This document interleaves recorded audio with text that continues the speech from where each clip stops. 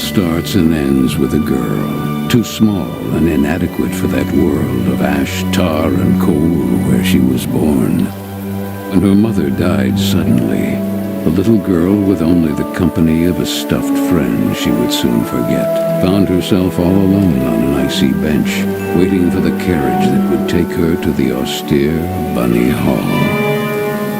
Luckily, even if that place turned out to be very hostile for her, there she met Carole, who like her was small and inadequate, so the little girl began to feel less alone, until, on a day like many others, Carole would leave Bunny Hall for good, so the little girl fell prey to despair again. After all, in a world made of ash, tar, and coal, furiously ticking away like a crazed clock, what can a little girl do all by herself?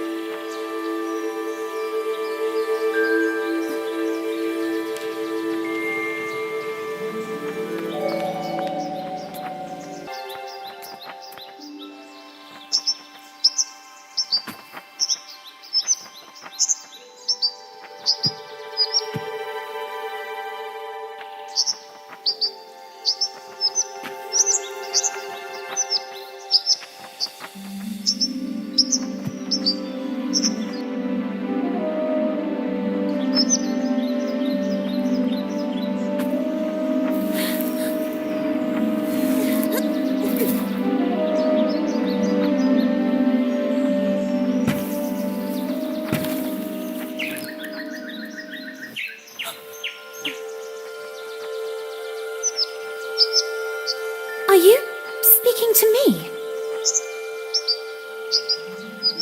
Princess? No, I mean... I believe so.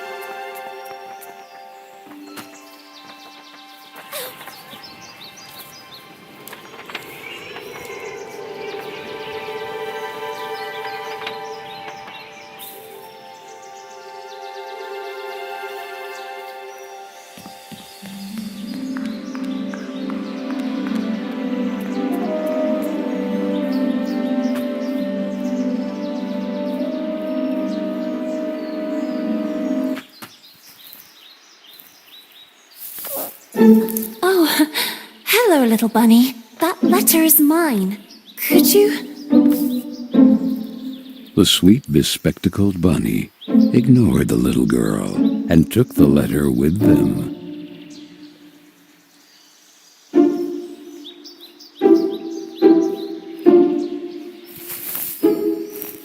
I beg you, would you be so kind as to give it back to me? The little girl began to get impatient.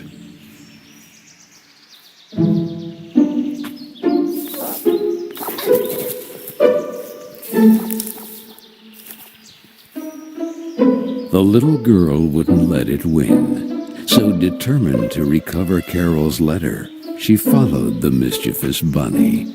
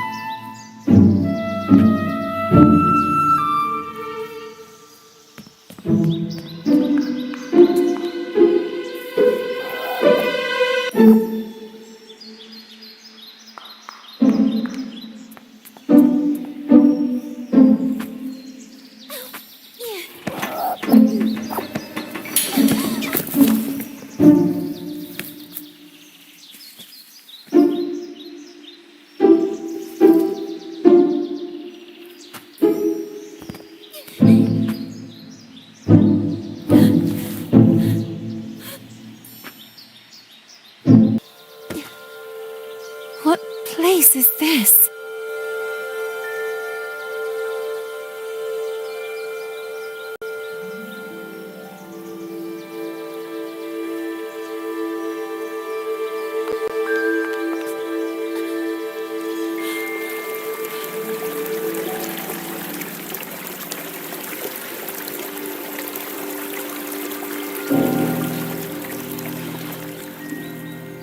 That kite, it reminded the little girl so much of her friend Carole. So free and graceful, yet tormented, as if by adverse currents, by the other girls at Bunny Hall. Oh, and who would you be? Have you perhaps seen a bespectacled bunny? Even the owl ignored her question and just stood there, staring at her, with those eyes, red like blood. But the little girl had no time to waste. She had to track down the bunny, and so she began to follow in its tracks.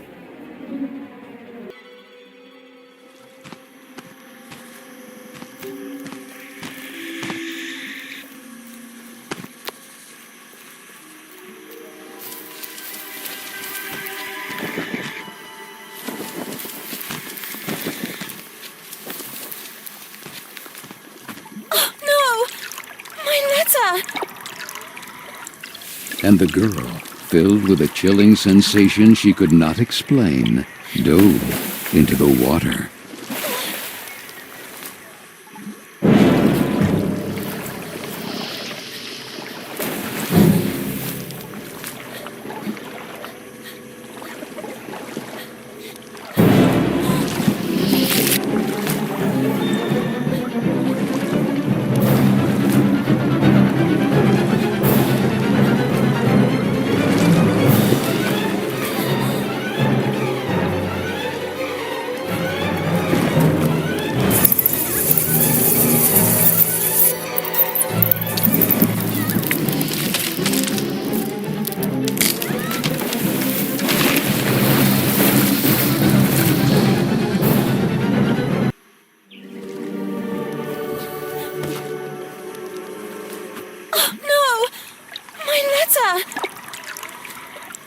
And the girl, filled with a chilling sensation she could not explain, dove into the water.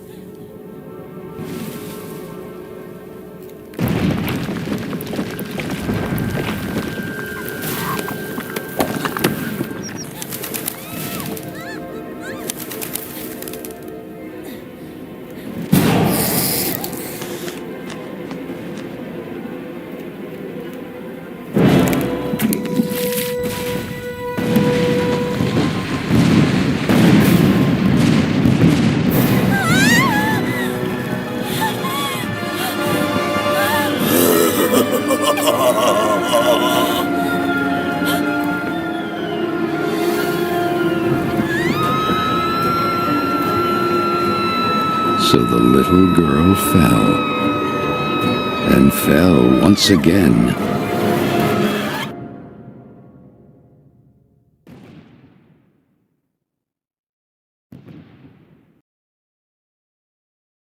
And while the man with the tar hat stood grinning, her thoughts drifted to that mysterious figure in the window of Bunny Hall, who silently stood watching her as she was swallowed up in her abyss. And this is how our story begins.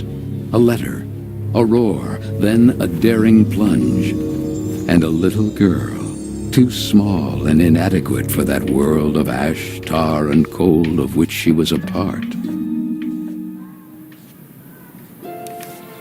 Miss Benton, I am pleased to note that my voice is so soft that it encourages restful sleep in class. Would you be so kind as to share your wisdom on today's topic with your fellow classmates? There was a man made of tar, an owl, and a bunny with glasses. Such impertinence. Home Economics, Ladies' Etiquette, Chapter 9. Be always beautiful, perfumed, and impeccable. All of you young women of today are privileged to witness the deeds of the great men of your era, the grand discoveries, the phenomenon of industrialization, progress. Soon you will be wives and then mothers of great men who will go down in history. And you, Miss Benton, make fun of it. This establishment, too, if events continue to transpire as hoped, will undergo important developments, and you will be the first to benefit from them. Why, ladies? A portion of Bunny Hall was conceded to a corporate collective in order to form a small branch, thereby taking advantage of the area's greatest resource, rabbits. This will not only bring new luster to the estate in this region, but also new jobs. Very good, Miss Vicky Trant. At the very least, Lana has grasped the rabbit matter. In this regard, our dear Frank reminds us that it is strictly forbidden to venture beyond the walls of the park. The disinfestation work will resume tonight after the strong winds of recent weeks. Remember not to be overwhelmed by the explosions. It's all perfectly normal. The soil is blasted with charges and the rabbits forced out of their burrows. Who did it? Miss Benton! I'm weary of you, miss. Ungrateful, arrogant troublemaker. Why is it so difficult for you to behave like all the others?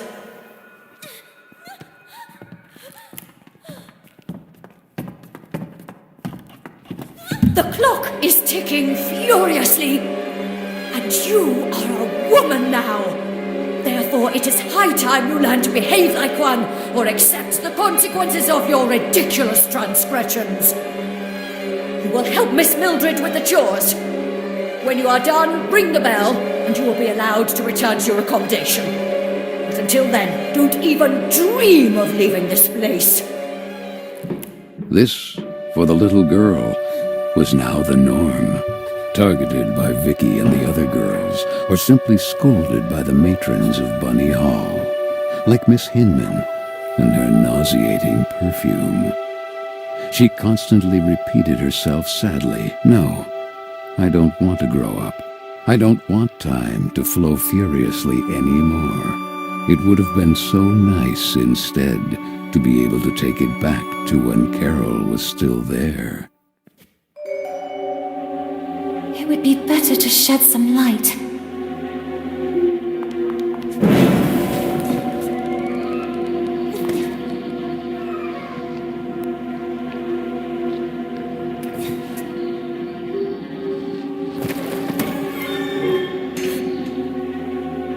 Where the heck did the broom go? Oh, here it is. Better get to work.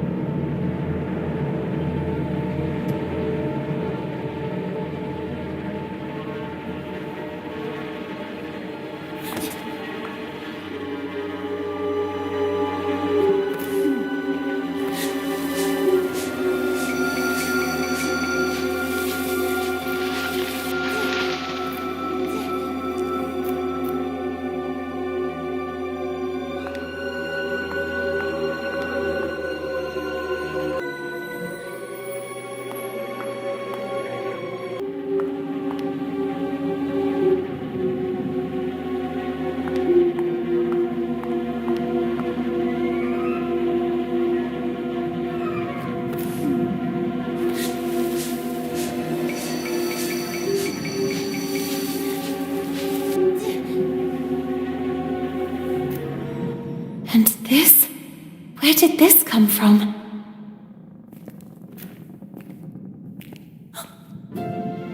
It looks like an old mailbox.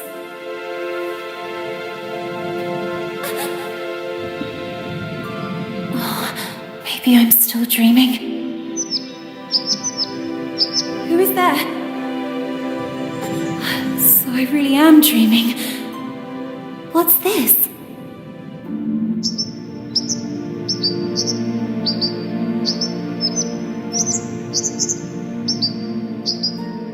Carole?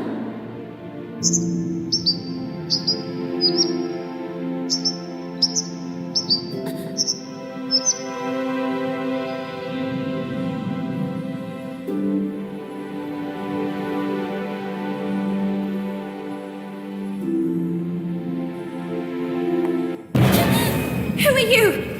Stop!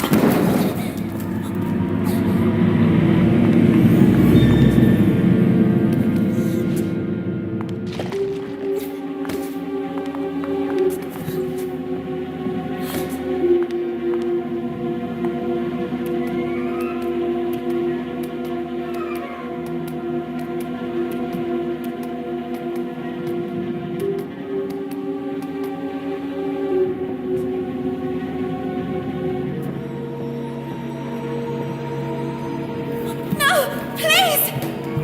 Stop!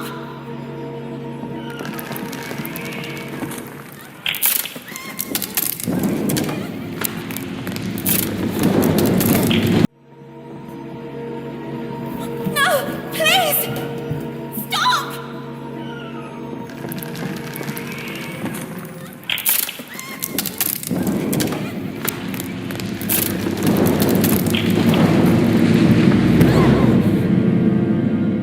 Strange things are happening down here. No, I won't stay here a moment longer.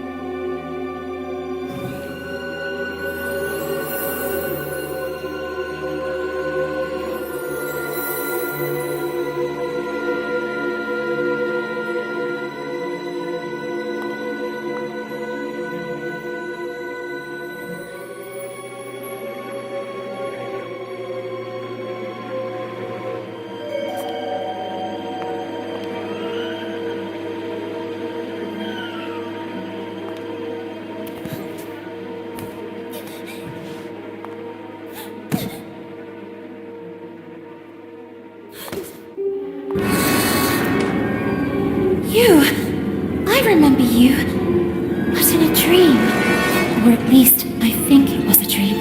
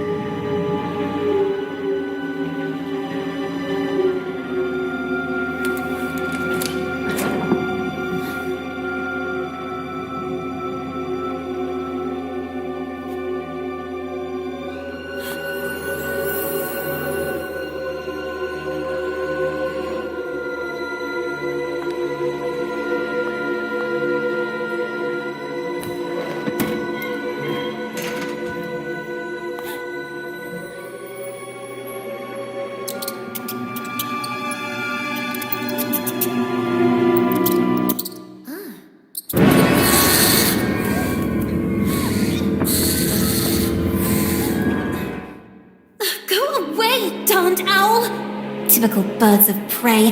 They're greedy for mice and other small rodents. I wonder if I can use that to my advantage.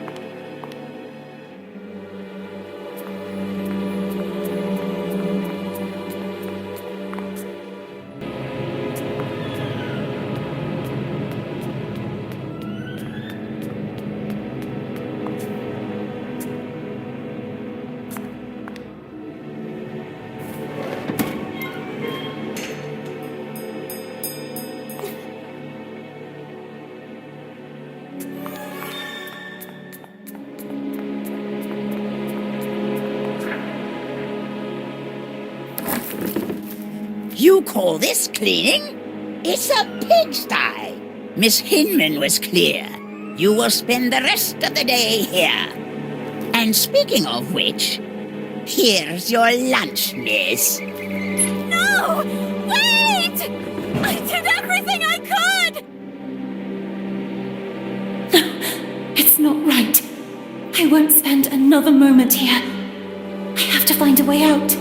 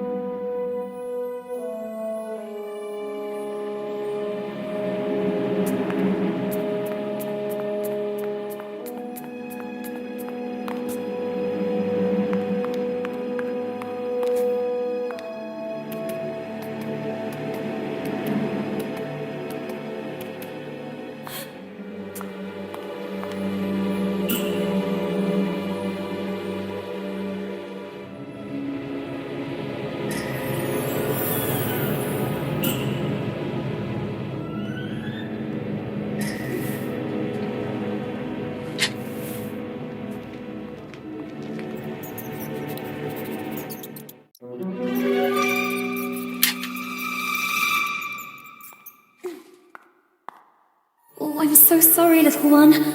I promise I will let you go. I wonder if I could use it to attract that darn owl.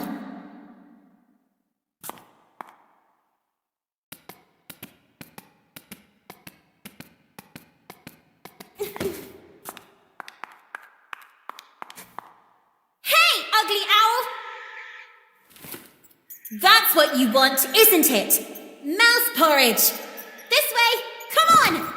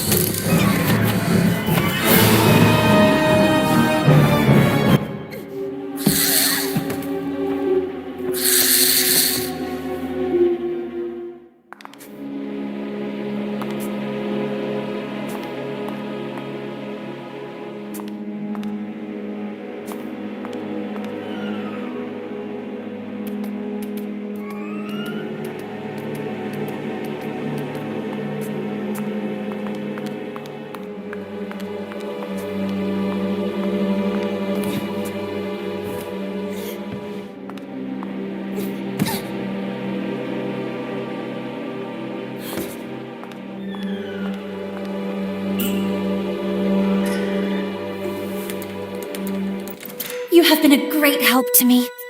Go. You're free.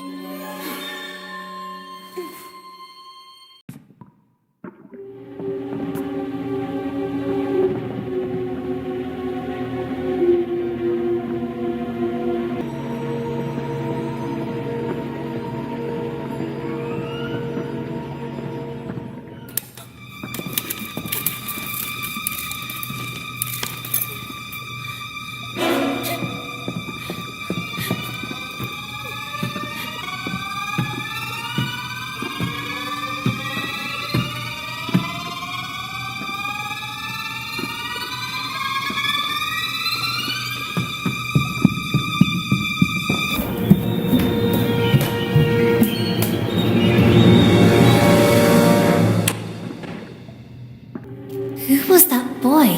And what was he doing?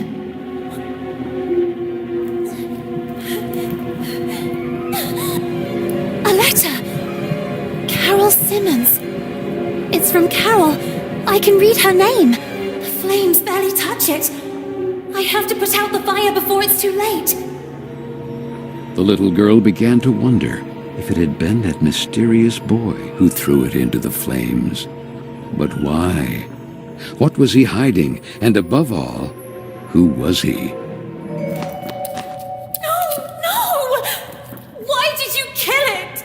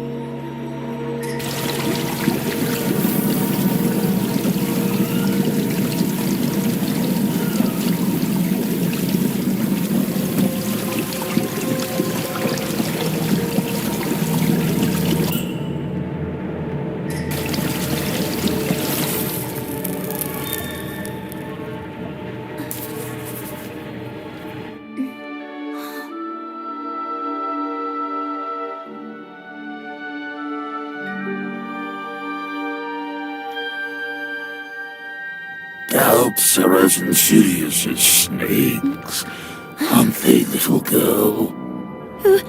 Who's there?